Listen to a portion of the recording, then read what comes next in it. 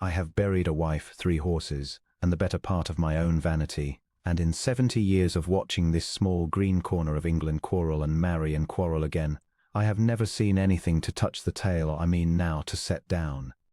It is the story of how the proudest man in the Shire told a woman to know her place, and how she answered him, not with tears nor with a word, but by purchasing the finest estate that marched with his own, and settling herself down at his very gate to be his neighbour for the whole remainder of his natural life. I was there at the beginning of it, and I was there, God be thanked, at the end, and if an old man may rub his hands over a fire and a memory both, let him, for I earned the pleasure by living long enough to see how it came out. You must understand, first, the country hereabouts, for the land is half the players in this piece. We are a settled old district, tucked among low hills and older woods, where 2 great houses have looked at one another across the same valley since before anybody troubled to write down which of them was raised first. The lesser of the 2 is my own. My place, by Grave Hollow, is a snug gentleman's box with good coverts and a leaking gutter over the west chamber, and I would not trade it for a palace, though nobody has offered. The greater houses are 2. Draycott Priory, seat of the Dukes of Draycott these 400 years and more, and 3 miles off across the water meadows, Belfont Park, which is the neighbour this story turns upon. But Belfont must wait. One does not describe the moon before the sun. Draycott Priory is the grandest thing in the county and looks it and knows it. It was an abbey once, before a Draycott of Bluff King Hal's time contrived to have the monks turned out and the stones turned to his own use, and something of the cloister still clings to the long grey front of it, so that on a still evening you would half fancy you heard the plain chant. The present Duke Crispin, the 6th of that name, I have known since he was a solemn dark-eyed boy who would not laugh at my jokes, and his father before him I loved as a brother. That is the thing you must hold fast to, through all that follows. I loved the old Duke, and for his sake I was determined to love the son, however hard the son made the loving of him, and he made it hard. He was a man of 35 when these events fell out, tall and cold and beautifully made, with a manner of such glacial correctness that duchesses grew flustered in it, and bishops minded their grammar. He was not a cruel man. I will maintain that against all comers, then and now. But he had been fed from the cradle upon the one idea that a Draycott was a creature apart, set above the common run of men by 4 centuries of unmingled blood, and the idea had gone so deep into him that he no more questioned it than he questioned the rising of the sun over his own park wall. He was courteous to his inferiors as one is courteous to a good dog. He was gracious to his equals, but he counted very few men his equals, and no man his superior, and that, my dears, is a lonely arithmetic. And here I must tell you a thing that not 6 people in the county knew, and that I knew only because an old friend of the family is told what the newspapers are not. All was not so golden within the grey walls of the priory as the grey walls gave out.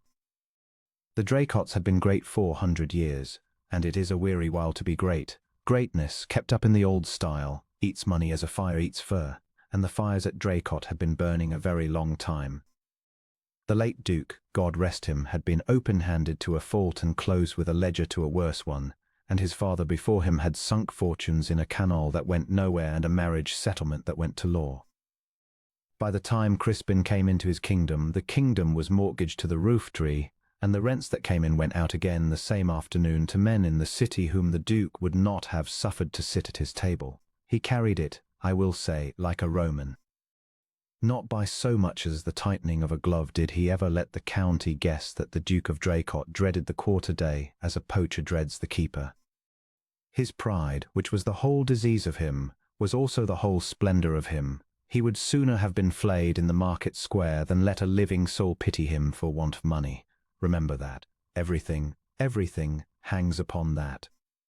Now into this old and settled and secretly straightened world there came, in the spring of the year I speak of, a new figure, and the whole neighbourhood set its cap askew to look at her, Miss Clara Ransom.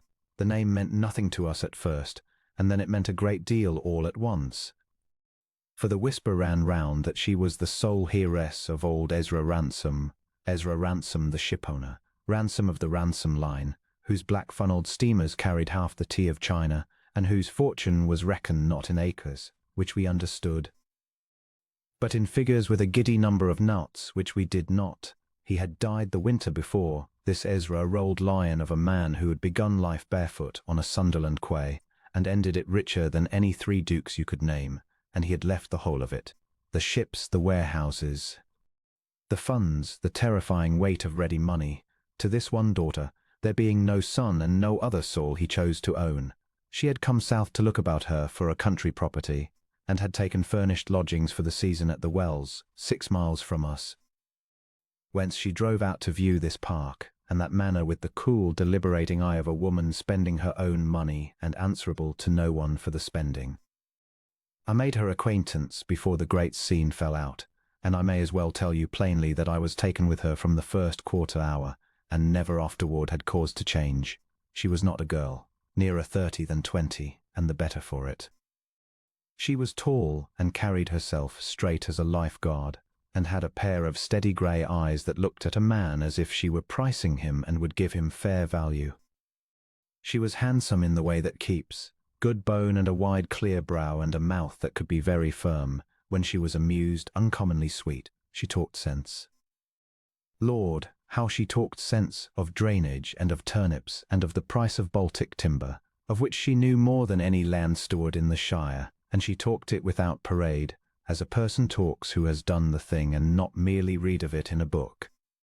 There was no pretence in her that I ever found. She did not ape the fine lady, she did not cringe from her either. She was simply and entirely herself, Ezra Ransom's daughter, and she asked no one's leave to exist. I liked her. Half the county liked her, the half that liked her fortune and called upon it. And the other half sniffed and murmured trade and coal heaver's brat behind their fans and called upon her fortune too, being a hungry half, but never let her forget for 1 hour together where the money had come from and off what quay old Ezra had begun. Which brings me, at last and unwillingly, to the assembly. It was the great subscription ball of the spring, held as it is held every year in the long rooms at the Wells, and all the county went from the Lord Lieutenant down to such small deer as myself. The Duke went, he went every year, out of a stern sense that the county expected its head to be visible once a 12-month, and he stood at the upper end of the room dispensing 2 words here, and 1 bow there like a man distributing alms, and everyone was very happy to be noticed and very relieved when the noticing was over. And Miss Ransom went, in grey silk and her mother's pearls, which were the only unfashionable thing about her and the only thing she ever wore, and she went not as a suppliant but as a subscriber, having paid her guinea like the rest. And she moved through the rooms with her quiet upright ease and was perfectly at home. It was that I have always thought that did the mischief. She was too much at home. She did not hover at the edges as a newcomer of doubtful pedigree was expected to hover. She stood among the first people of the district and spoke to them as one who had every right to stand there, because in her own settled mind she had. I was but a few feet off when it happened, and I have gone over it in my memory more times than I can count. There had been some talk, light enough, begun by the good-natured, foolish young Lady Sefton, of presenting Miss Ransom to the Duke, for they had not met, and it seemed absurd that the 2 richest names in the room, as everyone innocently supposed them, should not have exchanged a bow. Miss Ransom made no push for it. I will swear to my dying day she made no push. It was Lady Sefton who brought her up the room on her arm, chattering, and it was Lady Sefton who said, "Duke, you must let me make Miss Ransom known to you. Miss Ransom is quite our great acquisition this season." And Miss Ransom inclined her head, composed and civil, with just that touch of frankness in her look that I had come to like in her, a look that said, plainly and without insolence, "Here I am, and I am glad to know you." The Duke did not take the offered acquaintance. He looked at her.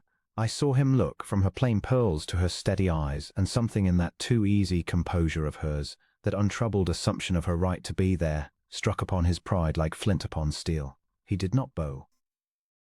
He let the small silence stretch until it was a wound, and then he said, in a voice not loud but pitched with the terrible clear-carrying quietness of a man who does not trouble to lower it, "I think, madam, you would be more comfortable among your own. It is a kindness to remind you. One does best to know one's place." And he turned his shoulder and resumed his conversation with the man beside him, as though a servant had been sent from the room. "I have seen men killed in the hunting field and a house afire in the night, and I do not know that I ever felt the air of a place change so utterly in a breath as it changed in that long room then.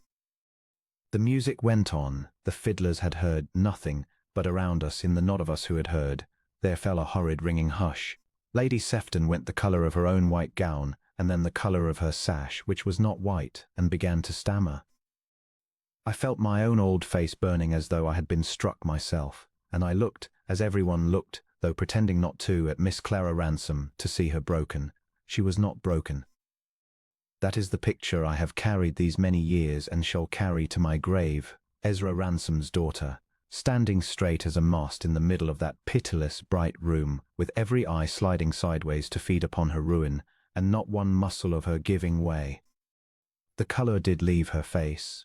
I saw it go, and I knew, as one knows these things without being told, that the blow had gone into the very quick of her, deeper than the Duke himself could have guessed, deeper than any sneer of the Fan and Whisper Brigade had ever gone. For those she could despise, and this man she could not. This man was the summit of the very world she had come south to enter. It went in, and it went in mortally. But she did not stagger under it, and she did not flush, and she did not, above all, reply. A lesser woman would have flung some retort and been thought a shrew. A weaker one would have wept and been pitied, which is worse. Miss Ransom did neither. She let the dreadful moment hang. She looked at the turned ducal shoulder for the space of perhaps 3 heartbeats, with an expression I can only call thoughtful, as a merchant looks who has been quoted a price and is deciding, quite calmly, whether to meet it. And then she turned to poor shivering Lady Sefton and said, in a voice as level and clear as spring water, "You are very kind. But I find I have taken quite enough of the air here. Will you forgive me?" And she made her curtsy to the room at large, a beautiful curtsy, unhurried, correct to the inch, and she walked out of it, alone, straight-backed, at her own pace. And the crowd opened before her as though she were the Duchess of Draycott herself, and closed behind her without a sound. I got my hat and went out after her, being too old to care what was thought of me, but her carriage was already gone down the dark road toward the Wells, its lamps swinging, and I stood a while on the steps in the cool and said aloud, like the old fool I am, "Crispin, my lad, your father would have wept to hear you." For I knew we had all of us watched something disgraceful, and I did not yet know, none of us knew, that we had also watched the striking of the first spark of the finest thing that ever befell that cold, proud house. Now here is where you must lean close, for here the tale turns from a shabby little cruelty into something grand. We none of us saw Miss Ransom again for some weeks. It was given out that she had left the Wells. The lodgings were shut, and the Fan and Whisper Brigade said with satisfaction that the coal-heaver's daughter had been shown her place at last and had crept back to the counting-house where she belonged, and that the Duke, whatever one might say of his want of chivalry, had at least kept the assembly rooms clean of the smell of trade. They said this for something under a month. And then the thunderbolt fell, and I would have given a year of my life to have seen the Duke's face when it reached him, though by all accounts his face nothing away, his face never did. Belfont Park was sold. Belfont, the second great estate of our district, 1,100 acres of the best land in the county, with a noble house and famous timber and a park wall that ran, for the better part of 2 miles, cheek by jowl with the park wall of Draycott Priory itself. Belfont, which marched with the Duke's own ground so close that from the Priory's east terrace you looked straight across a sunk fence into the other's demesne. Belfont, which every soul had assumed, so far as they troubled to assume anything, would fall in time to the Duke as the natural rounding off of his estate. Belfont was sold over his head for ready money down and no haggling to a purchaser whose lawyers concluded the whole business in a fortnight, and the purchaser was Miss Clara Ransom. She had not crept back to any counting-house. She had gone to London, opened her father's coffers, and bought herself the one property in all England most exactly calculated to plant her, for good and all, as the Duke of Draycott's nearest neighbour, his equal in land and acres, and his overwhelming superior in that one commodity of which the Grey Priory stood most secretly and desperately in need, ready money. She had answered "Know your place," not with a word but with a title deed. She had taken her place precisely at his very gate, and there was not a thing in the wide world that the proudest man in the shire could do to shift her. The county went, if I may put it so, clean off its head. Nothing else was talked of at any table for a fortnight. The half that had sneered was aghast, the half that had liked her was delighted, and I, God forgive me, sat by my own fire and laughed until I had to mop my eyes, for I loved to see the mighty given a jolt. She took possession within the month, and installed herself at Belfont as quietly and completely as though she had been born to it. New servants, new horses, the long-neglected gardens set humming with men, and herself out on the land at 7 in the morning in stout boots, learning her acres. She sent no message to the Priory. She simply was there, serene and immovable, a mile of dew-wet grass from the Duke's own windows, going about her business with her head up, and at the Priory the shutters might have been down for a death, so black was the mood behind them. The Duke said not one word upon the subject to any living creature, but he stopped riding by the east wall, where before he had ridden every morning of his life, and that, to those who could read him, said more than a week of cursing. He was a man who had told a woman to know her place, and the woman had bought the place next to his own and meant to keep it till she died. I stood at my gate the evening the news was sure, and looked across the valley at the two great houses glaring at one another over the water meadows in the last of the light, and I rubbed my hands and said to nobody, "War. War is declared, and no mistake." And I was right, the war was declared, and a bonny war it proved. What I did not dream, what not the wildest gossip in the Shire dreamt, was that I had just seen, on that soft spring evening, the first day of a courtship that would end, against every pride on earth, in a wedding. But before I let you loose to enjoy the war, I must sit you down and give you the ground it was fought upon, for a battle is nothing without the field, and half the meaning of what these two proud creatures did to one another lay buried under the very grass they stood on. I have said Miss Ransom was old Ezra Ransom's daughter, and I have said the name meant money, but you did not hear old Ezra rise, and I did, or near enough, and it is worth the hearing. For you cannot rightly weigh what the Duke did to her at that assembly until you know out what furnace of labour and pride her own self-respect had been forged. Ezra Ransom was born, as I told you, barefoot on a Sunderland quay, the son of a man who mended nets and drank the mending money, and he had gone to sea at 9 years old in a collier brig, because there was more bread aboard her than at home. That was the whole of his start in the world, a boy of 9, a hold full of coal, and a stomach that meant to be filled. He taught himself his letters off the bills of lading by a lantern in the forecastle. He taught himself figures, because figures were the language in which the men who had money spoke to the men who had none, and he was determined to learn their tongue and answer them in it. By the time he was 30 he owned the brig, by 40 he owned 6 of her sisters, and by the end, when the black-funnelled Ransom steamers went out to the China seas and came back low in the water with the tea, there was scarcely a counting-house from Hamburg to Valparaiso that did not know his mark and step carefully around it. He had made every penny of it himself, with his own hard head and his own hard hands, and he had made it, honestly, which in that trade, and that day was rarer than the making. I never met him, he died before his daughter came south, but I have talked with men who did, and they said the same thing of him without exception, that he was rough as a rasp and straight as a plumb line, that he never gave his word twice, 'cause he never broke it once, and that he had a contempt for idleness and pretension so hot and so cheerful that it was almost a kind of religion with him. Now such a man, you would think, might have reared a soft and foolish daughter, the way of it so often being that the father who has clawed his way up through the cold means his child never to feel a draught, and Ezra could have done it. He could have bought Clara a title before she was 20. There were shabby coronets enough to be had for the price of a mortgage lifted, and set her up as some spendthrift lordling's broodmare and called himself repaid. He did no such thing. He had lost his wife young, and the girl was all he had, and he did with her what he knew how to do with the thing he valued. He taught her the trade. From a child she sat on a stool in his office at the docks and watched the great business breathe. She knew the difference between a sound bottom and a rotten one before she knew how to dance. She could read a charter party and a bill of exchange and the face of a man who meant to cheat, and old Ezra used to say, "They told me," that Clara's eye on a set of accounts was worth 2 of his clerks and a magistrate. He reared her, in a word, to sense and to work, and to the plain, unshakable knowledge of her own competence, which is a thing money cannot buy and cannot counterfeit, and which, once a soul possesses it, no sneer on earth can wholly take away. He reared her, that is, to respect herself.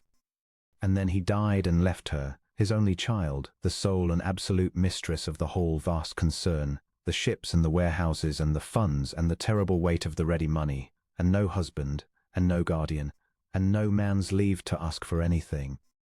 You see, then, what came south to us that spring, not a fortune with a foolish girl attached to it, as the Fan and Whisper Brigade fondly supposed, but a woman of affairs in the fullest meaning of the words, who managed in her own name a business that would have swallowed the whole rent-roll of this county at a gulp and asked for more, and who had come among us for the plainest and most reasonable purpose in the world. She wished, having more money than any human creature can spend upon steam and canvas, to put a part of it into English land, and to make herself home and a standing in the settled country life that her father, for all his greatness on the water, had never had the leisure or the birth to enter. There was nothing grasping in it and nothing absurd. Half the great houses in England were founded by exactly such men a few generations back, and had only had the good manners to forget it. She came, quite simply, to buy a place and to live like a gentlewoman upon it, and she had the sense and the means to do the thing handsomely, and she asked no favours. And it was into the calm, earned, unpretending self-possession of such a woman, that the Duke of Draycott drove his 4 little words like a knife, before the assembled county, at the one gathering she had every right in law and courtesy to attend.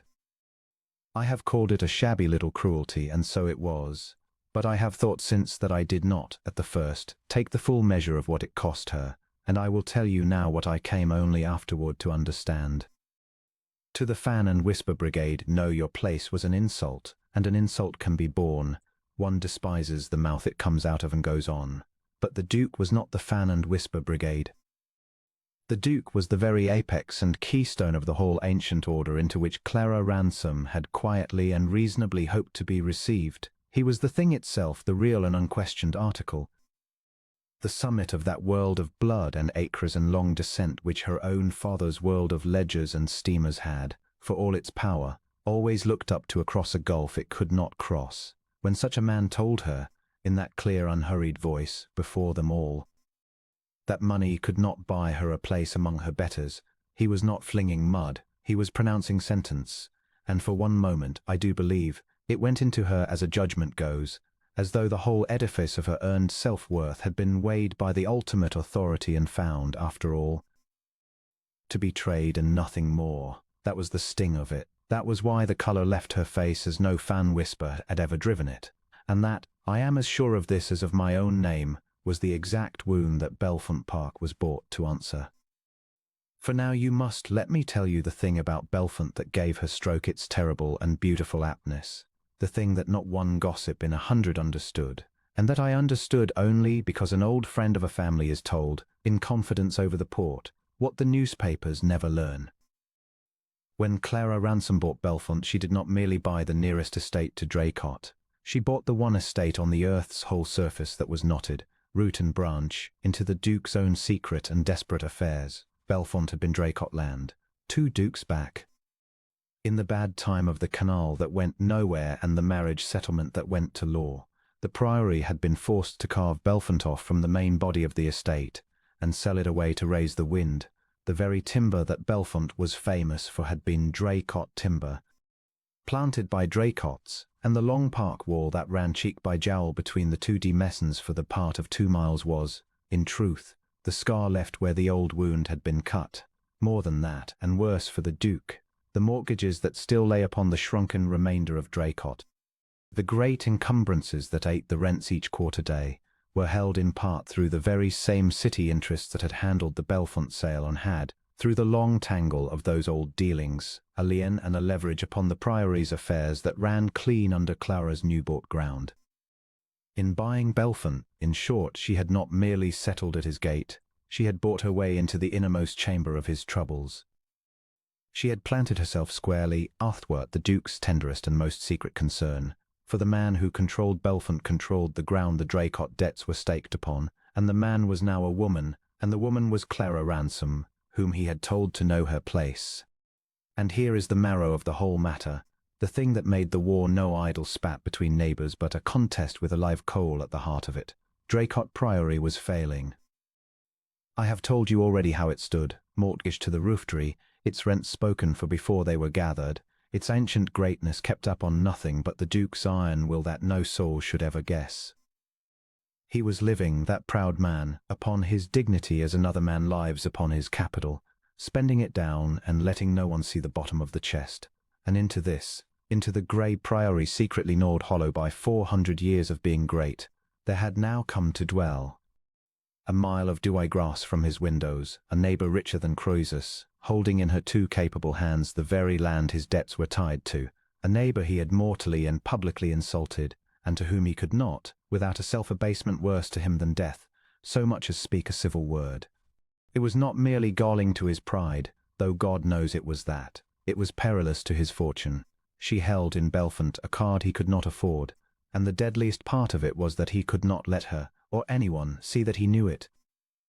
So the war began, and it began as border wars do along the wall. The first shot was fired over a right-of-way, an old field path that had run from time out of mind across the corner of the Belfont land to a spinney the priory keepers used, and which the Draycott men had crossed at their pleasure for a century without ever asking leave, because who asks leave of Belfont when Belfont is only waiting to fall to Draycott in the end? The new mistress of Belfont asked a plain question, through her steward, as to the right by which they crossed, and finding, as she found in everything, that the right was cloudy and the custom all on one side, she did not shut the path in a temper, which a smaller person would have done, but had the whole matter looked into by lawyers, the deeds searched, the parish memory taken down in writing, and then, upon the strength of it, put up a decent gate with a decent lock and sent the Duke's agent a courteous note offering a formal easement upon terms neither grasping nor humble, but exactly maddeningly fair. The Duke, who had never in his life been offered terms by anybody, and least of all by her, was left with the choice of accepting a favour at her hands or of going to law over a footpath with a woman who could buy and sell him twice over and pay the costs out of her small change. He accepted neither. He simply ordered his keepers to go the long way round, 3/4 of a mile through the wet, sooner than pass a gate that Clara Ransom had hung, and so lost the path and the point, and a good deal of his men's goodwill into the bargain, while she gained a settled boundary and the quiet reputation, all down the valley, of a landlord who dealt straight and knew her own. It went so that summer. On every front where the 2 estates touched, and they touched everywhere, there was a dispute over the water, a stream that rose in the Priory woods and ran down through Belfont, which the Draycott bailiff had been used to dam and draw off for the Priory's fish-ponds without a thought for the meadows below, and Miss Ransom, whose Baltic timber eye missed nothing that concerned drainage, established her right to the flow so gently and so completely, with an engineer and a plan and an unanswerable civility, that the Duke's own tenants along the water came privately to bless her, which did not sweeten matters at the Priory in the least. There was a wood in dispute, and a strip of common, and a quarrel over which house should have the naming of the new master at the parish school, and a very pretty passage of arms over the great pew. For there fell vacant that summer the offices of one of the churchwardens, and the disposing of certain charities that went with the chief seats in our old church, and it had been taken for granted these many reigns that Draycott named and Draycott gave and Draycott sat foremost, as of divine right. Miss Ransom, being now the second landowner of the parish and by a long way the largest subscriber to everything that needed subscribing to, quietly declined to take that for granted. She gave, Lord, how she gave. She re-roofed the almshouses that the Priory had let go to ruin sooner than confess it had no money to mend them. She endowed the school. She paid the doctor's bills of half the cottages along both estates without being asked, and without being thanked. And she gave in such a way that no man could call it purchase, and no man could refuse it, and by Mike Ulmer's there was not a tradesman in the town nor a labourer in the fields who did not know that the open hand was at Belfont and the closed fist, however grand, at the Priory, and that, you understand, was the cruellest wound of all to the Duke, though it drew no blood, for a proud man can bear to be hated, and even at a pinch to be beaten, but to be outshone in the one thing a great house exists to do, to be a father to its people, and to be outshone in it by a coal heaver's daughter with a bottomless purse, and to know in his secret heart that she could do it only because his own purse was empty and hers was not. That was gall poured into the very quick of him. He met it as he met everything, with a face of stone, a manner grown, if it were possible, a shade colder and higher than before. He gave what he could, which was little, and carried it as though it were much. He would not, by so much as a glance, acknowledge that there was a contest or a neighbour, or a belfant at all. When they met, as in so small a country they now and then must at the bench, the hunt, once at the very church door, he bowed to her exactly as he would have bowed to a stranger of no consequence, a bow of flawless, freezing correctness that granted her existence and nothing further, and passed on, and she returned it, every time, with a composure that matched his own to a hair. A curtsy as correct and as cold as his bow, giving him back precisely what he gave and not one grain more nor less, so that the two of them, meeting, were like two swordsmen saluting before the guard is taken, all form, all courtesy, and murder underneath. But I was watching them both that summer, being an idle old man with nothing better to do and a great appetite for my neighbour's business, and I began to see a thing that neither of them, I dare swear, would have owned to under torture. He had begun to notice her. Not to like her, do not run ahead of me, there was no liking in it yet, nor anything in the neighbourhood of liking. The pride on both sides was still hard as flint, and the insult still stood unhealed between them like a drawn sword. But whereas at the assembly he had looked at her and seen only trade, a thing to be waved from the room, he looked at her now. I caught it once or twice, the guarded flick of that cold dark eye following her across a field or down a street. As a general looks at the one enemy on the board he has found he cannot sweep away. She had beaten him at the path and at the water and at the almshouses, cleanly and fairly and without ever once forgetting her manners, and he was far too able a man, whatever his faults, not to know when he had been met by his match in ability. He could not crush her, she was too rich. He could not ignore her, she was too near and too competent and too maddeningly right. And she held, in that mile of ground that had once been his own, a card whose full weight only he and a handful of city men, and I myself yet knew, a card that might one day, if she chose to play it, bring the whole grey priory down about his ears. He knew it. Riding home the long way round to avoid her gate, and I standing at my own gate in the September dusk and watching the lamps come up in the two great houses that glared across the darkening valley, knew that he knew it, and rubbed my hands and said to nobody at all, "You have met your equal, Crispin, my lad, whatever your 400 years may say, and the pity of it is you are the last man in England who will ever let himself admit it. Now I have told you already that I am an idle old man with a great appetite for my neighbour's business, and I will not pretend to you that I sat that autumn with my hands folded and let Providence take its course. Providence, in my experience, is very well as far as it goes, but it is slow.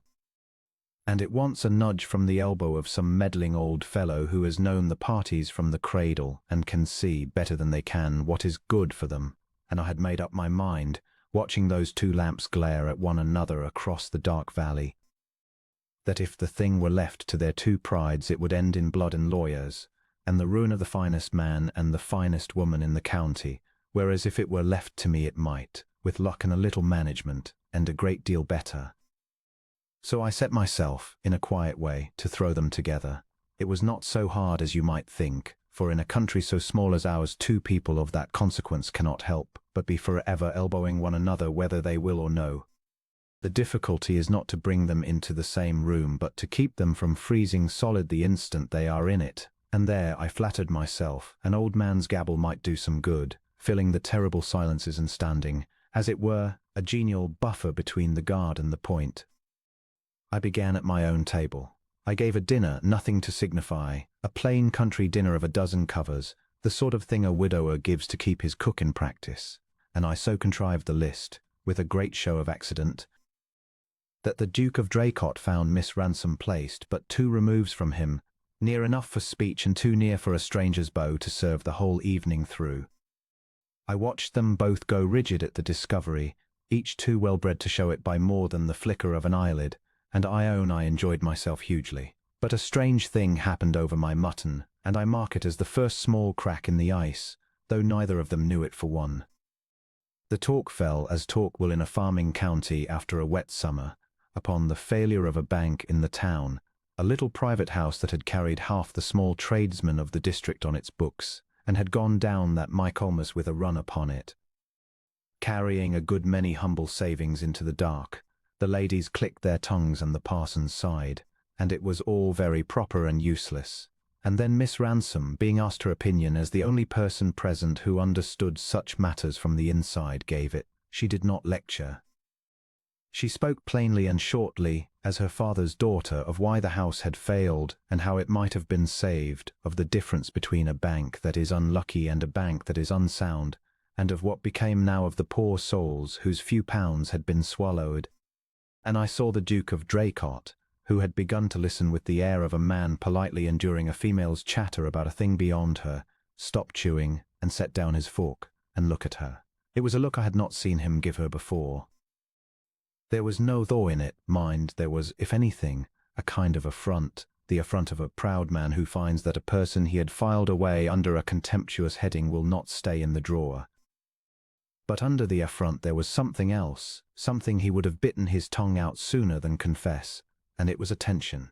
He had heard, in 3 minutes of quiet talk over a dinner table, more good sense about money, the very thing that was quietly strangling him in his own house, the very demon he wrestled with alone at midnight over his own accounts, than he had heard from any man of his own order in a 12-month of parliaments, and he had heard it from the coal-heaver's daughter.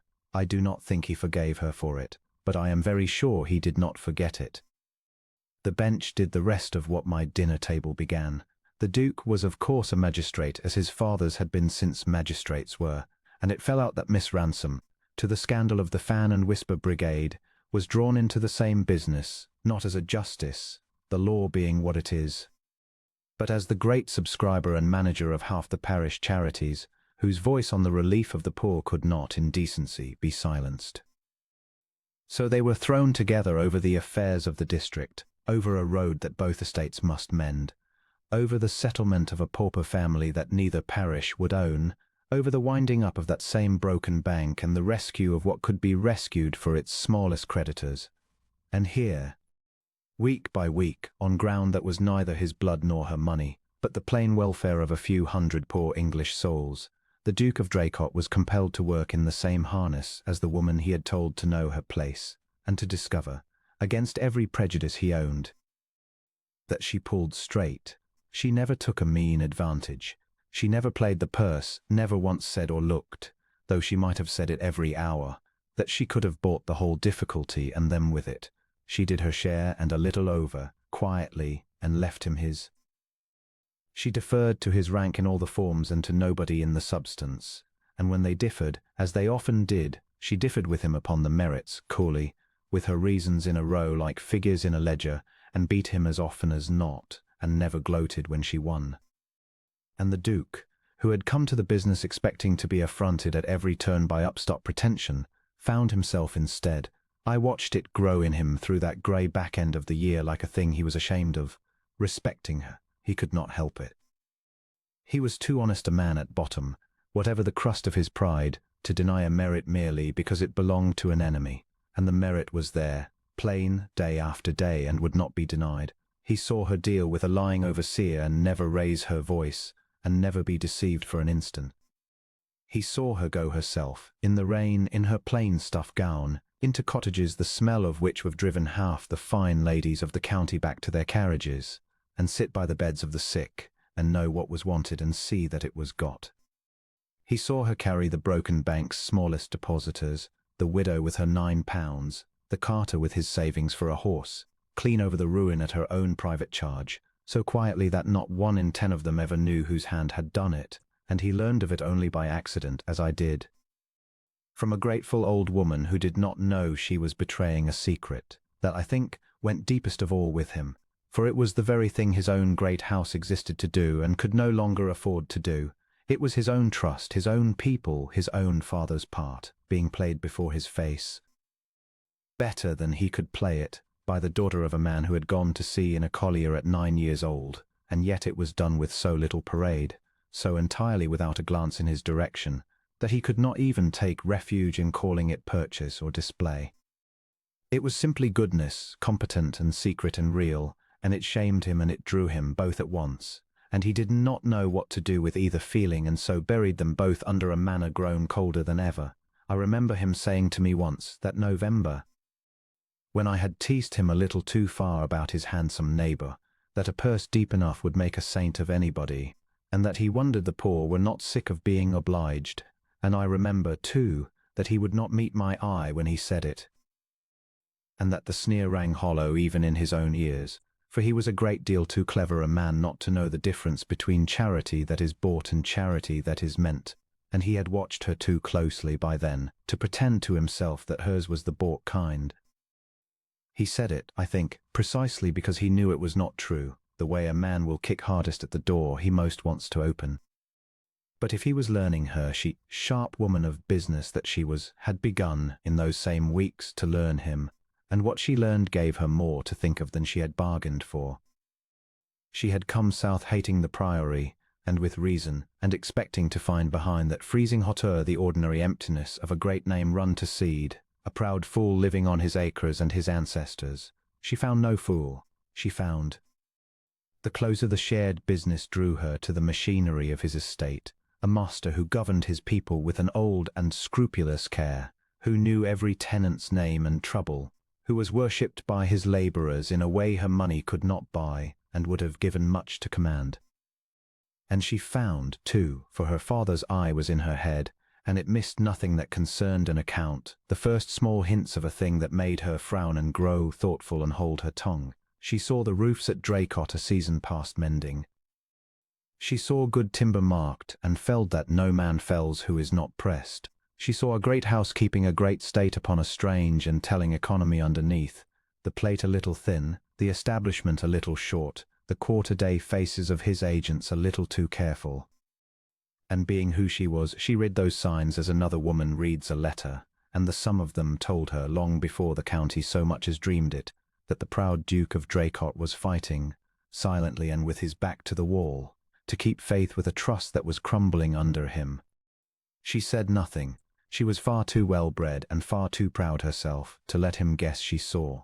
But something shifted in her when she understood it. Some of the hard edge of her just resentment turned, against her own will, into a thing perilously like pity, and pity, in a heart like hers, is not so very far from respect, and respect, as I have had cause to observe in a long life, is the ground that everything else grows out of. So the ice was cracking on both sides quietly, under the surface, all that autumn, and then the river settled the matter, as I always maintained afterward that some good rough act of God would have to do, the two of them being far too proud ever to settle it themselves. It came on to rain the second week of November, and it did not stop. It rained as I have seen it rain perhaps twice in a long life, a steady, roaring, week-long deluge off the western hills, till every ditch was a beck and every beck a river, and the water came down the valley between the two great houses with a voice you could hear in the night, and there ran, you will remember, a stream out of the Priory woods down through the Belfont meadows, the very water they had quarrelled over in the summer, and upon that stream low down, where it passed a huddle of cottages that housed the poorest folk of both estates cheek by jowl, there stood an old embankment, a earthen dam and sluice thrown up in some forgotten time to hold the mill pond, and behind it now, swollen and yellow and climbing by the hour, there gathered a weight of water that the rotten old bank had never been built to bear. I was out in it myself on the second bad night, an old fool with a lantern where he had no business, and I saw the thing that I shall remember to my dying day. They both came. Word had gone up to both houses that the bank was going and the cottages below it would drown, and out of the Priory came the Duke of Draycott with every man he had, and down from Belfont came Clara Ransom with every man she had, and they met in the dark and the roar and the driving rain on the top of that failing embankment with the water black and loud below them, and there was no time. You see, none at all for pride. The point had come at last where the two swordsmen must either up their guard or drown, and they dropped it. I heard him giving his orders in that clear, cold voice, and I heard her answer him, not the freezing curtsy now, but a quick, plain, working answer, question and reply, like two people who have laboured together all their lives. He knew the ground, every foot of it, for it had been Draycott ground. She had the men and the means and the ready command of both, and something more, a store of new-cut timber and hurdles and filled sacks lying at Belfont that no other soul in the valley could have furnished on an hour's notice. And they used it all, together, in the dark. He set the line and she supplied it. He stood to his waist in the flood at the worst gap, holding the men to their work by the sheer weight of his name and his courage, and she was 10 feet from him with her skirts sodden black and her hair down her back, passing the sacks along a chain of streaming men, calling the frightened cottagers up out of their beds and away to high ground with a steadiness that never once broke. Twice the bank nearly went, and twice between them they held it, his authority, her resources, and the planimal courage of the two of them, worth more together on that bank than either would have been worth alone with twice the men. And toward morning, when the grey came up filthy over the hills, and showed us the water beaten and falling and every soul in those cottages safe, the two of them stood a moment side by side at the top of the saved bank, so spent they could hardly stand, plastered to the skin with mud and rain, and for one moment I saw it, I was not 6 feet off. The masks were clean gone off both their faces. There was no duke there and no upstart heiress. There were only two brave, exhausted human creatures who had done a hard thing well and knew it of one another. He looked at her, at the ruin of her fine composure, the mud on her cheek and the wet hair and the eyes still bright with the work. And she looked back at him, at the great proud man standing there soaked and shaking and simply, wholly spent in the service of a dozen poor families, not one of whom could ever repay him a farthing. And he said to her, I heard it, "You did well, Miss Ransom." 4 words again, you observe, but oh, so different a 4 from the 4 he had flung at her across that ballroom. And she, with the ghost of something at the corner of her tired mouth that in a less desperate hour would have been a smile, gave him back. So did you, your grace. We keep our banks up better than we keep our tempers, it seems. And he laughed. The Duke of Draycott laughed. One short astonished breath of it, there in the mud and the dawn. I would not have believed the man could do it. And for the space of that laugh the whole 4 years, and the 400 and the 4 little words were gone, and there stood only a man and a woman who liked each other. It lasted, I dare say, the half of a minute. Then they both felt it. I saw them feel it, the pair of them, at the very same instant, felt the ground they had strayed onto and the warmth that had no business being there, and they drew back from it as swiftly and as surely as 2 people snatch their hands from a coal. The mask came down on his face like a portcullis, and the composure closed over hers like water. He bowed, the old freezing correct bow, and thanked her stiffly for the loan of her men and her timber as though he were noting a tradesman's bill. And she curtsied as cold as Candlemas and said Belfont was glad to have been of use to the parish, and they parted on the top of that bank with the whole valley saved behind them and the whole gulf still yawning between them exactly as before. For nothing was mended, you understand, nothing. His pride of blood stood where it always stood, and the mortification of having needed her, having taken her sacks and her hurdles and been glad of them, ate at him worse than the flood ever could, and her pride stood too, hard and wary, guarding still the wound of the man who had shamed her before the county, and warning her, even as she rode home wet through in the grey morning, that she had let him see too much, felt too much, come too near. And over the both of them, unspoken and unpaid, hung the money, the debts, the dark knot of Belfont and Draycott waiting. But I rode home that morning myself, cold to the bone and happier than I had been in a year, for I had seen what I had seen.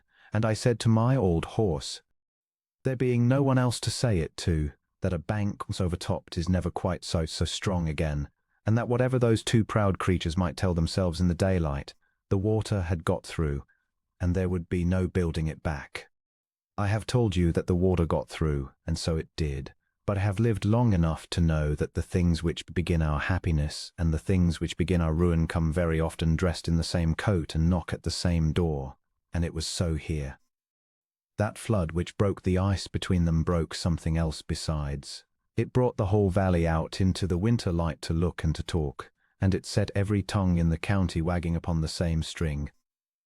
For men had seen the Duke of Draycott and the heiress of Belfont stand shoulder to shoulder upon that bank in the dark, and had seen her timber save his cottages, and being men and idle, and fond of a neat conclusion, They drew the neat conclusion straightway, and drew it aloud. I heard it first at the corn market from a grazier who meant no harm and thought himself uncommonly shrewd. Depend upon it, squire, says he, tapping the side of his nose in that maddening way such men have, there's but one road out of the wood for his grace, and he'd be a fool not to walk it. Let him marry the Belfont money and have done. She's handsome enough, and the estates lie together like two halves of an apple, and the Lord knows the priory could bear a little gilding. It stands to reason. It stands to reason. I have come to hate those 4 words as heartily as ever Clara Ransom hated the Duke's 4. For reason, when it is the reason of a corn market and knows nothing of the hearts it disposes of, is the coldest and cruelest thing in the whole wide world, and the most sure of itself. And it was about to do more mischief between those 2 proud hearts than all the malice of the county could have compassed in a 12-month. For here is the black irony of it, and you must hold it fast in your mind or nothing that follows will make sense to you. At the very hour the world discovered this excellent common-sense arrangement and began to press it forward as a thing settled in all but the asking, at that self-same hour the true state of Draycott's affairs came at last to its crisis and could be hidden no longer. I had it afterward, the whole of it, partly from the Duke's own lips in a dark moment and partly from a man of business in the town who owed me a good turn, and it was this. Those old mortgages I have told you of, the ones that ran back through the Belfont sale and lay coiled about the priory like ivy about a dying oak, had been carried these many years by a certain city house that was content to let sleeping money lie so long as the interest came punctual to the day. That house had now itself changed hands. A new and harder set of men had come into control of it. I will not weary you with their names. They were the sort of names that are always coming into the control of such things, and these gentlemen, casting a cold eye over their new possessions, had lit upon the Draycott encumbrance as a plum ripe for the squeezing, and had given notice, in the flat, pitiless language of the law, that a great sum, a sum the Duke could no more find than he could find the crown jewels down his own sofa, must be paid off entire at the coming Lady Day. Or the securities would be called and the priory brought to the hammer. There it was, then at last, in plain figures upon a lawyer's paper. The ruin that had been creeping upon that grey house for 400 years had set its foot at last upon the threshold and named the day. And the Duke of Draycott, reading that letter alone in his cold library with the rain on the windows, knew to a certainty 2 things. He knew that his ancient house, the trust of 40 generations, the very ground his people stood on, would go down in his hands and in his time, publicly into the mouths of strangers, unless a great deal of ready money could be conjured out of the air before spring. And he knew. For he was not a stupid man, and the corn market's wisdom had reached his ears as it reaches every ear, that there stood not a mile from his window, across the dewy grass, holding in her 2 capable hands the very ground his debts were staked upon, and a fortune besides that could wipe the whole black reckoning out with the stroke of a pen and never feel the poorer, the one human creature on earth who could save him at a word. And that creature was Clara Ransom, whom he loved. Yes, I will say the word for him, since he would sooner have died than say it himself, and since I am very sure, looking back, that it was true by then, however deep he had it buried, he loved her. Somewhere in that grey autumn of shared labour, over the accounts of broken banks and the beds of the sick, and at last upon the top of that stream ink in the dark, the proud, cold, honourable man had come to love the woman he had told to know her place, not her money, which he would have flung in the ditch, but her courage, her competence, the straight clean look of her, the secret unbought goodness of her that had shamed and drawn him both at once. And it was precisely, exactly, because he loved her that the corn market's neat conclusion was to him not a hope but a horror. For consider how the thing must look, and how it must look worst of all to the 2 people it most concerned. Let the Duke of Draycott, beggared to the roof-tree and known by all the world to be beggared, now turn about and pay his court to the richest woman in the county, to the very neighbour whose land his debts were tied to, and what would the world say? What could it say? What would it be? But the plain grinning truth. That the bankrupt had sold his blood for her gold, that the 400 years had come in the end cap in hand to the counting house, that the man who had stood up before them all and told her that money could not buy a place among her betters had discovered, when his own place was crumbling under him, that her money could buy him after all. He would be a fortune hunter, he a Dracot, and worse. A fortune hunter of the meanest and most contemptible stripe, the high-born pauper who mends his roof with a marriage, and every civil word he ever spoke to her from that day would stand convicted, before the county and before his own remorseless conscience, of being a bid for her purse. And there was a second barb to it, sharper even than the first, and it was for her. He knew her. He had learned her that autumn better than any man alive. He knew to the bottom what the old wounds, the know your place, and how it had gone into her like a judgment, and how the whole of her proud earned self-respect had risen up to answer it. And he saw, with the terrible clear sight of a man who loves, that of all the injuries the world could do to Clara Ransom, the deepest, the one thing she would sooner die under than endure, was to be wanted for her money by the very man who had scorned her for the getting of it. To be married as a bankrupt's convenient purse, to be thanked, God help her, for rescuing the great house that had shut its door in her face, to have her fortune taken and herself left standing outside the gate as before, no wife but a warming pan, no equal but investment.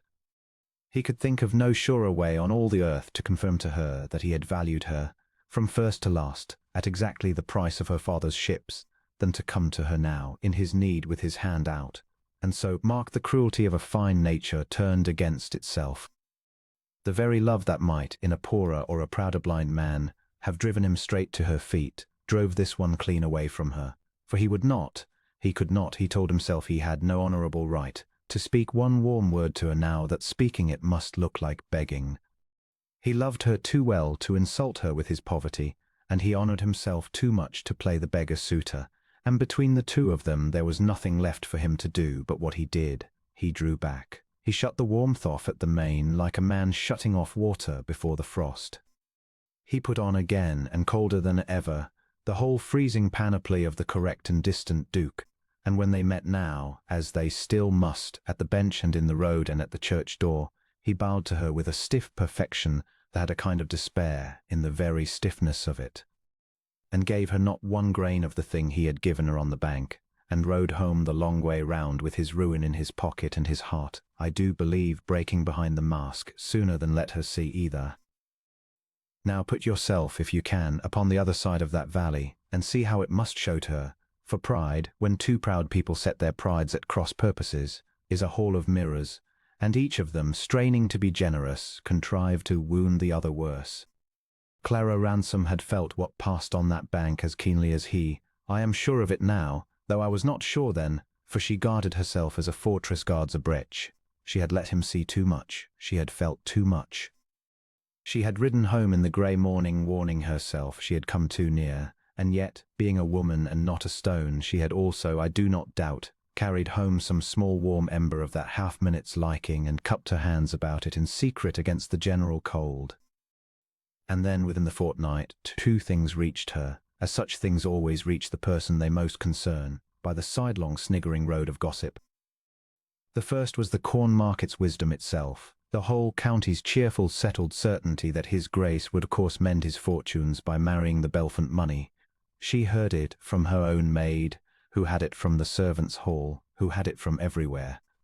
And the second, which came hard upon it and drove it home like a nail upon a nail, was the plain visible fact of his new coldness, that the very man who had stood beside her in the flood, and laughed in the mud and said, "You did well," had from 1 week to the next, and for no cause she could see, frozen over harder than the first day she met him. She put the two together as her father's daughter could not help but put them together, with that swift unsparing arithmetic that read a man's face as it read a set of accounts, and the sum it made was the sum best calculated in all the world to poison her against him for ever.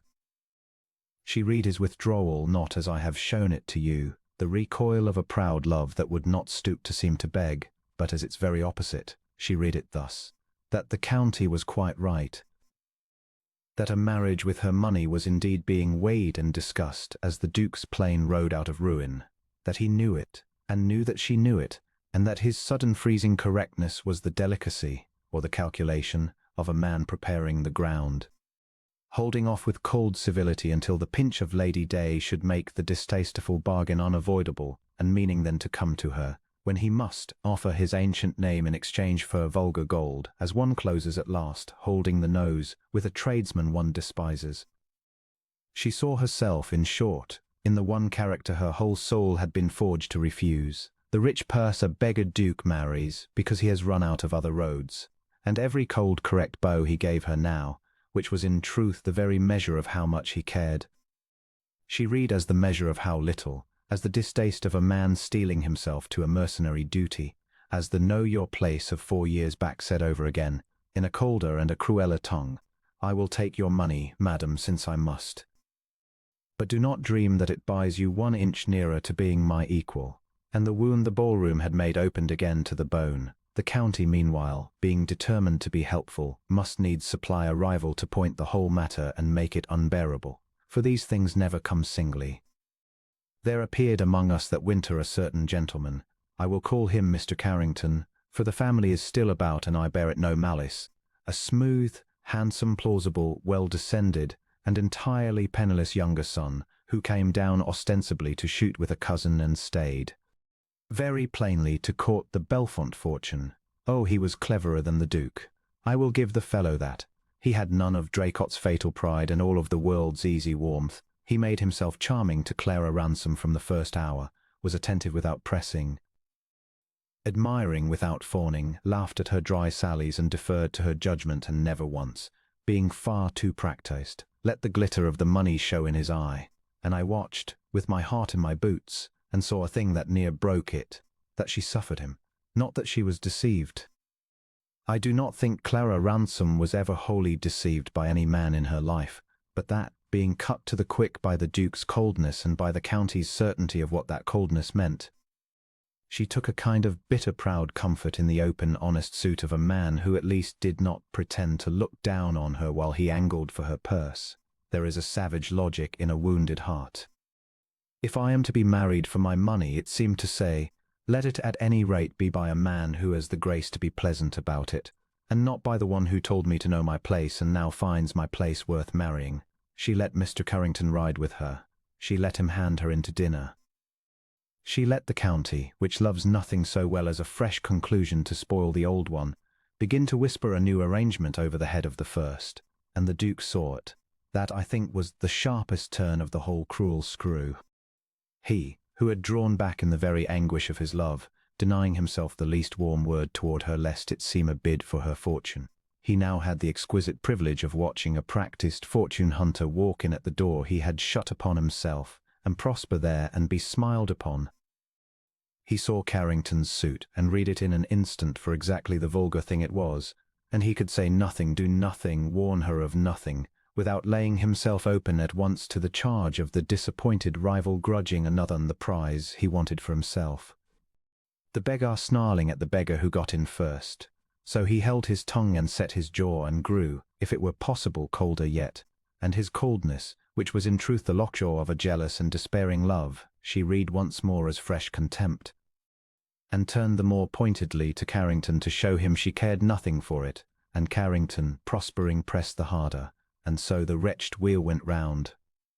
It came to a head, as these things do, at a small evening party at Lady Marchmain's a little before Christmas. I was there, and would to God I had not been, or could have found the wit to stop what I saw coming, and could not. I will tell you the whole of that miserable scene in its place, for it was there that pride at last spoke out for both of them, and buried the truth so deep that a worse winter than any of us guessed would have to pass before it was dug up again.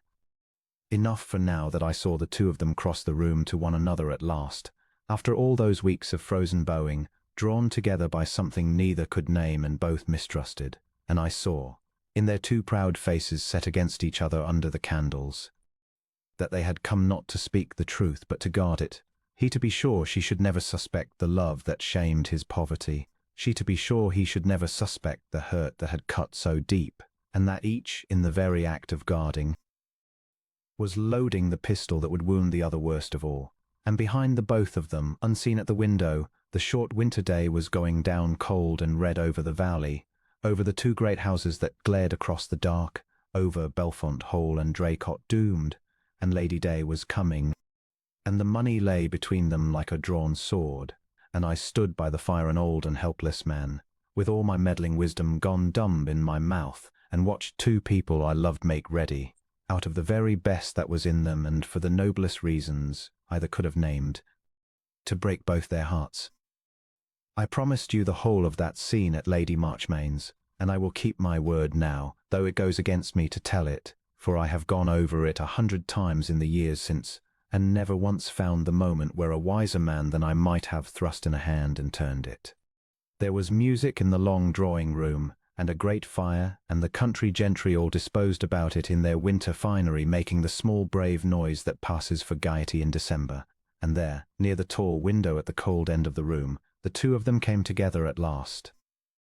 I have said they were drawn to each other by something neither would name, and I will swear to it, for I saw it, saw Clara Ransom set down her cup and cross the polished floor with that straight, unhurried carriage of hers, and saw the Duke turn from a knot of talkers as though a hand had been laid on his sleeve, and go to meet her, and for the space of a breath, before either had spoken, I saw upon both those proud faces such a nakedness of longing, so quickly shuttered, that my old heart leapt up in a foolish hope.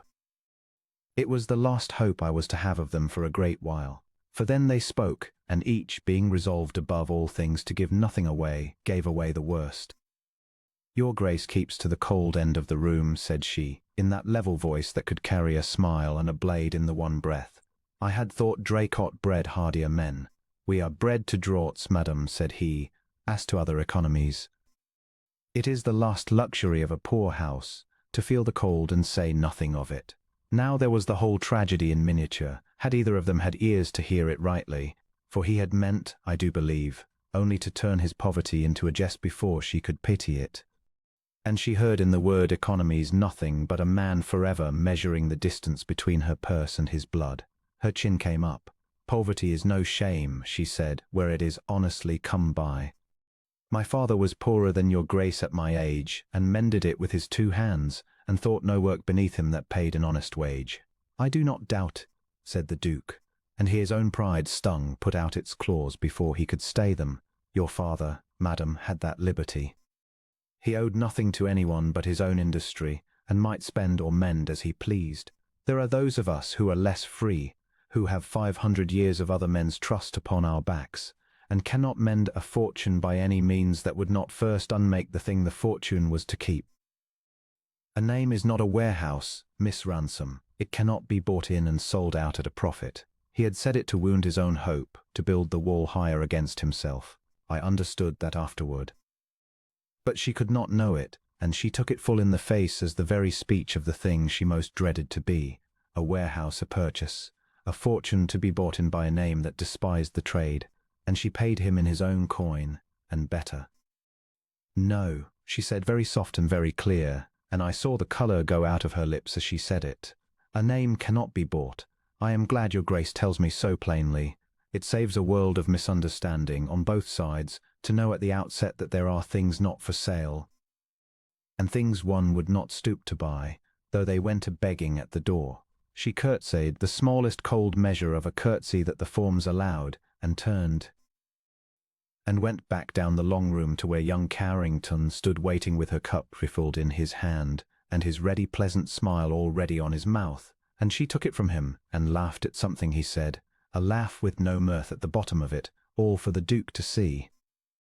And the Duke watched her go, and his face was the face of a man who has just, with his own hand and for the best of reasons, thrown the thing he loved into the fire, and then he mastered it, and bowed to Lady Marchmain, and made his excuses, and rode home the 12 cold miles to his doomed house alone. That was the burying of the truth. All the winter it lay buried, and the frost held, and Lady Day came up.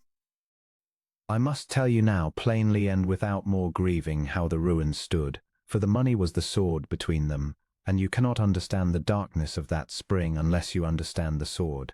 When old Ezra Ransom's daughter bought Belfont Park, she bought land that had been Draycott land time out of mind, sold off in the last hard reign of the old Duke to stave the worst away, and the price she paid had gone, every guinea of it, to quiet the nearest and loudest of the mortgages upon the Priory itself. So far, so well, and had that been all, his Grace might have crept along yet a few years upon the edge, but it was not all. There was a prior charge, the oldest and heaviest of them, some £40,000, and the arrears of interest upon it heaped up like snow against a door, and this was held in London by a house of money scriveners, Messrs. Quilter and Vine. I had the name of them at last from the Duke's own attorney, and a chillier pair of names to owe your grandfather's grave to I never heard. And these gentlemen, in that same hard winter, having troubles of their own in the city as such houses will, gave notice through their agents that the principal was called in, the whole of it, to be paid upon the quarter day at Lady Day, or the security foreclosed, and Draycott Priory, with its park and its ruin of an abbey, and the bones of 15 generations under the chancel floor, sold up at public auction to the highest bidder that cared to come. There was the end of it. Then, come at last, after all the years of shifts and silences, £40,000 by the 25th of March, or the old house out of Draycott hands for ever. His Grace had not 4,000 in the world he could lay his hand to, nor any way on this earth to raise the rest, save one, and the whole county, God forgive it, named that one way over its port, and its tea with a comfortable relish, as though it were the tidy moral of a tale. Why, he had but to walk across the valley and marry the Belfont money, and there was the 40,000 and to spare, and the two estates joined that should never have been sundered, and everybody pleased. It was so plain, it was so sensible. It was to every soul that spoke of it, so plainly the thing a man in his senses would do. And there was the deeper cruelty of it, the turn of the screw I could scarcely bear to look at, for the paper itself, the very bond of his ruin, was a thing that could be bought and sold like any other. A mortgage is but a debt, and a debt may be assigned, and Quilter and Vine, wanting their money and not caring a rush from whose hand it came, would as lief sell the whole charge to a stranger for its worth as foreclose and wait upon an auction.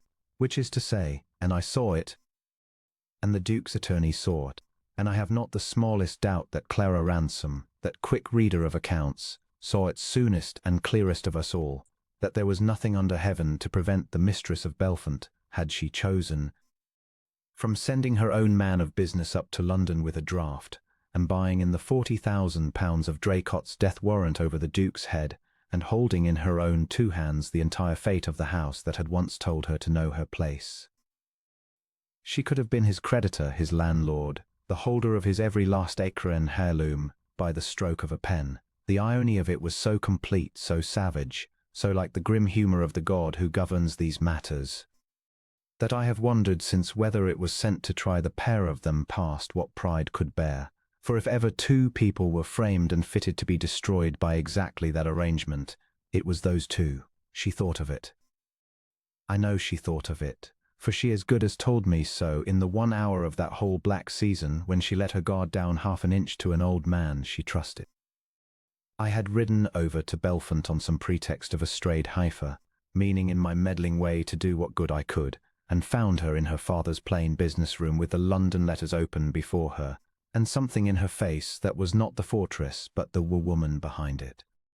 "Squire," she said to me, without any preamble, for she never wasted words, "you are his friend. Tell me honestly, if a friend of his, some man, some stranger, no matter who, were quietly to take up that debt in London, and let him keep the house and pay it off at his own leisure and his own honour, in years, in a lifetime, as gently as ever a debt was carried, would he take it? Could his pride swallow that much from a hand he need never see?" And her voice, that was always so level, was not quite level then. I looked at her, and I saw the whole generous secret of her laid bare for that one instant, that she loved him still, under all the ice and all the wound, that she would beggar herself gladly to save his house if only she might do it unseen, unthanked, unsuspected, so that no living soul, and above all not he, could ever say that Clara Ransom had bought a duke. And my old eyes stung, and I very near told her the truth of him then and there, that his coldness was love and his cruelty was pride, and bid her go to him herself and have done. I have cursed myself 1,000 times that I did not, but I was afraid of being wrong, afraid of meddling two proud people into a worse ruin than silence, and so I temporized, and said only that I feared his Grace was a very proud man, and would sift such a gift to the bottom, and might, if he traced it to her, take it for the deepest insult of all. And I watched the half-inch of guard come up again and close, and the woman go back behind the fortress, and she said, "Yes." That is what I feared, and folded the London letters, and that was the end of that. But she did more than think of it. She tried it, once in her own person, with all the delicacy she had. Some 10 days before the quarter, the two of them met by the ford where the parishes join, no assignation, only the accident of 2 riders and 1 crossing, and she, having nerved herself I do not doubt for a week to it, made her one attempt to reach him. She did not offer money. She had too much wit and too much pride for that. She spoke. The Duke told me long after, in the fullness of his repentance, of the estates themselves, of how the two marched together and had once been one, of how it was a grief to the whole country to see the Priory come to the hammer, and then, very carefully, not looking at him, she said that she had capital lying idle that liked to be at work, that her father had always held there was no shame between neighbours in a plain business partnership honestly drawn, and that if his Grace would suffer her to take some proper share in the land, as an investment merely, upon terms his own lawyers should set, need be no more than that. The house might yet be saved, and no man the poorer for it. It was the bravest thing she ever did, and it cost her, I think, more than all her fortune, for she had unlearned in a single winter every lesson of her pride to say it, and had put herself, an heiress and a woman scarred to the soul by the old know your place, fairly at the mercy of the man who had said it. And he was gentle. That was the mercy and the horror of it. He did not sneer, he did not flame, he was gentle as death. He sat his horse very still and heard her out, and then he said, I have the words as he gave them me himself, with his face in his hands. You are very good, Miss Ransom. You are better than I have any right to know. But I will not do it. Draycott has stood 500 years without stooping to be carried, and if it must fall, it shall fall on its own ground and in its own name, and not. And there he stopped a half-second too long on the edge of the truth, and then finished it wrong. Finished it in the way that would cut her deepest and guard him surest, and not be made a charge upon a lady's charity. I had rather lose it clean. I beg you will not speak of it again. Charity. He might as well have struck her, to her ears, straining under all that hope.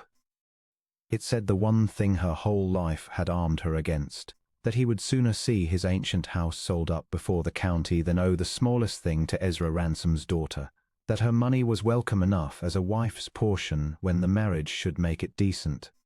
The county said he would come to that in the end, but her open honest offered help hand to hand, as one human creature to another, was charity, was the tradesman's daughter pushing her vulgar guineas where they were not wanted, was a thing a Draycott would rather be ruined than take.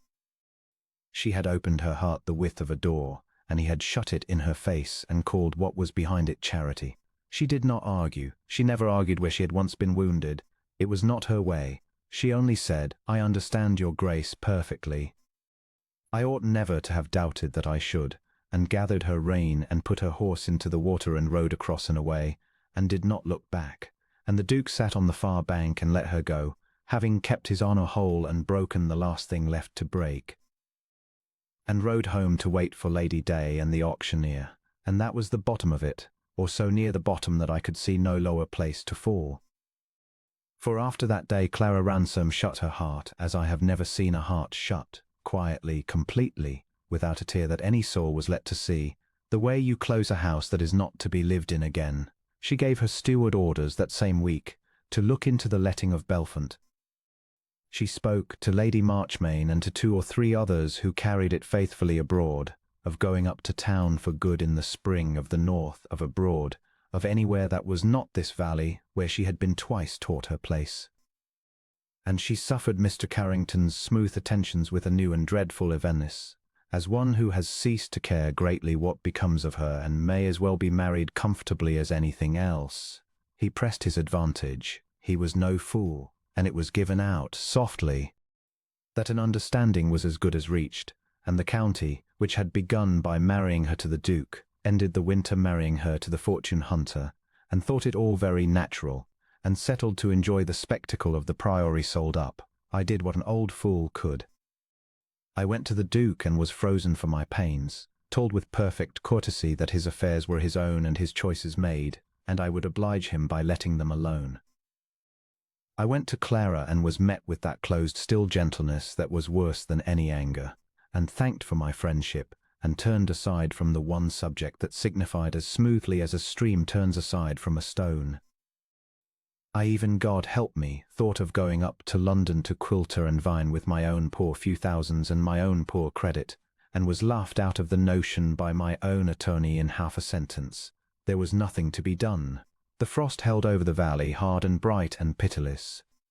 The two great houses glared across the dark at one another, Belfont being quietly shut up, Draycott waiting for the hammer.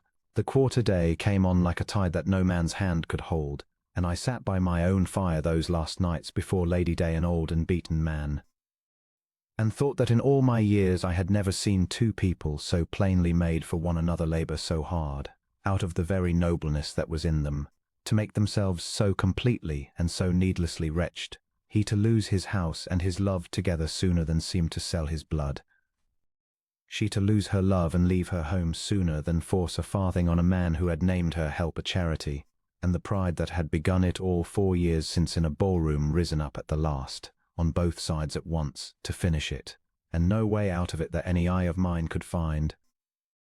And Lady Day 3 days off, and the sword down at last between them, and both their hearts, that had been so near to opening, shut fast and thrown away. Lady Day came up bright and hard, with a wind off the hills that smelt of nothing green yet, and the auctioneer's men came with it, and the county came behind them, for there is no spectacle so dear to a settled district as the pulling down of a great house, provided it be not one's own.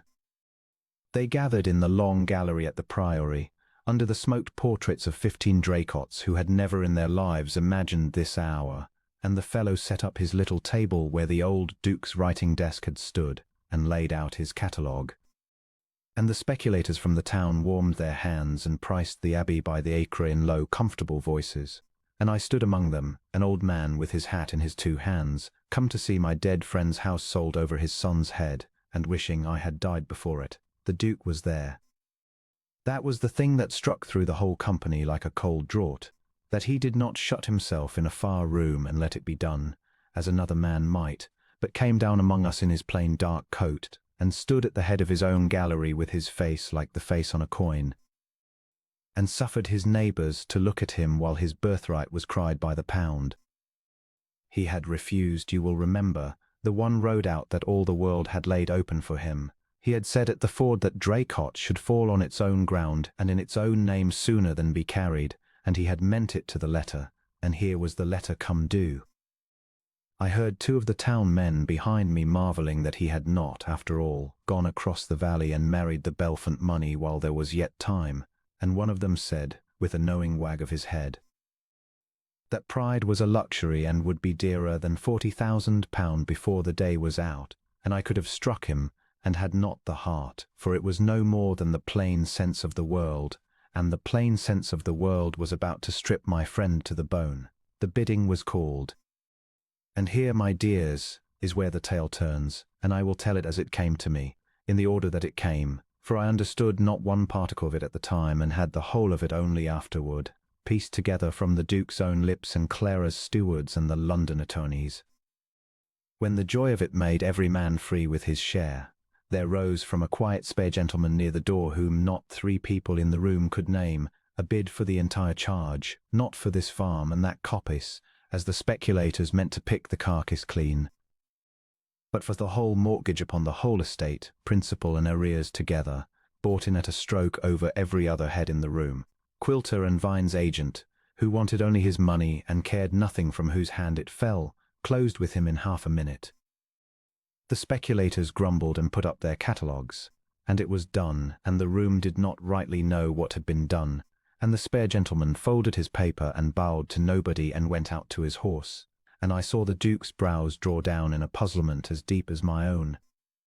For a man does not buy a ruined estate's debt entire, at its full weight, unless he means either to squeeze the last drop of blood from it or to do some far stranger thing, and neither of us could read which.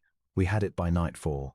The spare gentleman was Clara Ransom's London man of business, sent down with a draft against her whole personal fortune and instructions drawn in her own hand, and what those instructions were, when the Duke's attorney carried the paper of them across to the Priory that same evening with a face like a man bringing news of a birth, was this: She had bought in the £40,000 of Draycott's death warrant, every penny, and the arrears heaped upon it, and she had directed her attorney to execute and deliver into the Duke's hand a full and unconditional discharge of the whole, the charge cancelled, the land loosed, the priory set free and clear of every farthing of that ancient debt for ever, and nothing asked in return, not a shilling of interest, not a foot of land taken in security, not a condition, not a term, not a word of any bargain, business or other. She had given him back his house whole, freed of the burden that 5 generations of Draycotts had staggered under, and she had done it in such a fashion that he need never see her nor thank her, nor so much as own that he knew whose hand had loosed the knot, for the deed was drawn to look as impersonal as a fall of rain, and her name stood on and only where the law compelled, in the smallest and driest of characters, at the very foot, and she was going. That was the sting in the sweetness of it, and the proof of the whole. She had ordered the carriage for 8 the next morning. Belfont was shut up behind her already, the covers on the chairs, the steward paid to Ma Helmers. She was for London and then the north, and then it was given out abroad, and did not mean to come into that valley again while she lived. She had saved his house and asked nothing, bound him to nothing, expected nothing. She had unmade the one arrangement that the whole county had licked its lips over, the debtor duke and the creditor heiress, chained for life across a mortgage. By the simple expedient of tearing the mortgage up and walking away from it, there was to be no purchase of a duke. There was to be no duke bought, nor beholden, nor held. There was only a man set free of his ruin by a woman who wanted nothing of him but to know that he was safe, and who was leaving at 8 in the morning so that her safety might cost him not even the discomfort of her face. I was with the Duke when he understood it. I had gone over meddling to the last, meaning I hardly knew what, to sit with him in his loss perhaps, or to be by if the loss undid him, and I was in the gallery still when the attorney came with the deed, and I saw the thing break upon him. He read the paper through once standing, in the light of a single branch of candles, with the smoked Draycotts looking down, and his face did not change, for it had been schooled 40 years not to change. And then he read it again, and I saw his hand upon the paper begin, very slightly, to shake. "She has cancelled it," he said, in a voice I did not know, "the whole, and taken nothing, and she is—" He turned to the attorney. "She goes tomorrow?" "At 8, your grace. The carriage is bespoke." And then the proudest man in the shire sat down, rather suddenly, upon the arm of a chair, and put his hand across his eyes, and was for a long moment perfectly still. And when he took the hand away, his face was not the face on the coin at all, but a man's face, naked as I had seen it once for half a breath at Lady Marchmain's, and streaming, though he made no sound. "I called it charity," he said.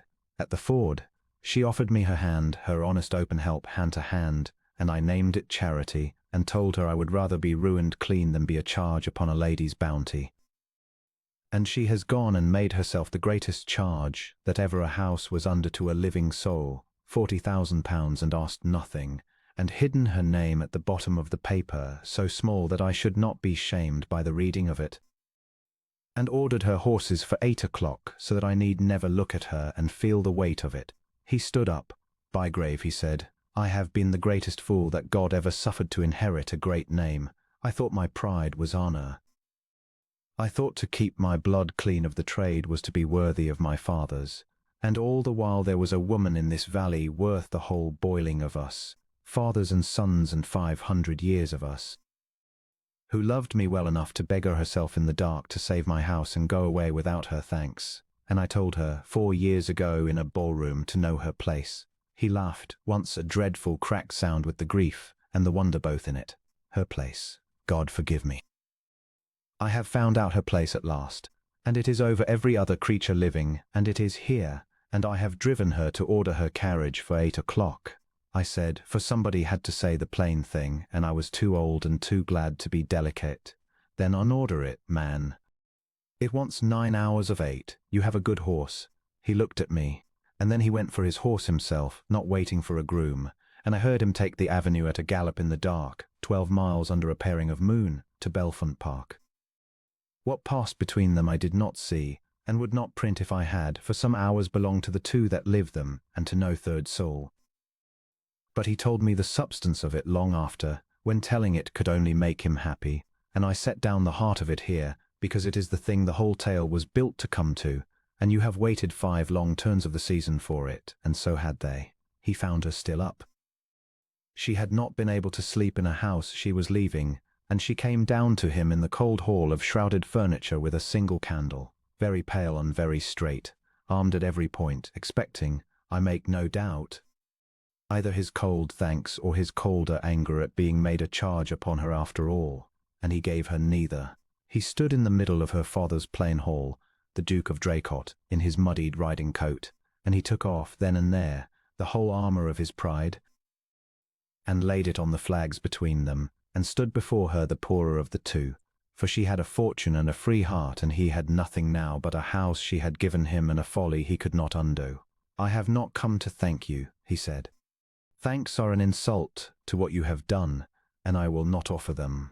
And I have not come because you have saved my house, for you have saved it whether I come or no, and ask nothing, and I could sit in it the rest of my life, and never trouble you and keep every rag of my pride.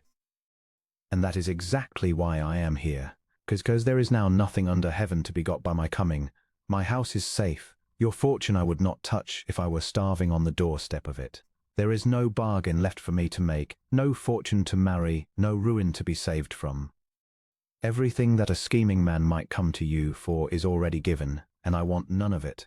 I have come the one poor thing that is left. I have come for you. And then he said the thing I have carried in my old heart these many years, and shall carry into the ground.